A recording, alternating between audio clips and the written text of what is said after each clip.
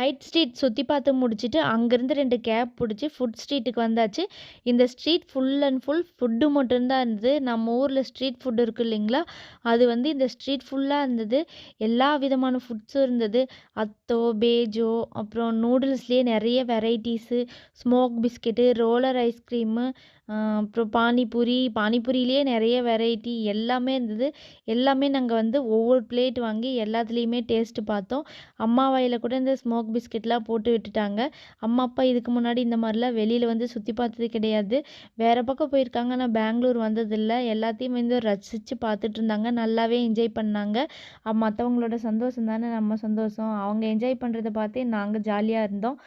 ஏற்கனவே டைம் 12:30 ஆயிடுச்சு. அதனால குழந்தைங்கலாம் இருக்காங்கன்ட்டு ஃபைனலா ஒரு கப் ஐஸ்கிரீம் வாங்கி சாப்பிட்டு முடிச்சுட்டு, கேப் கிடைக்கல. அது வரும்போது மட்டும் கேப்ல வந்தோம். போம்போது வந்து பஸ்ல கிளம்பிட்டோம்.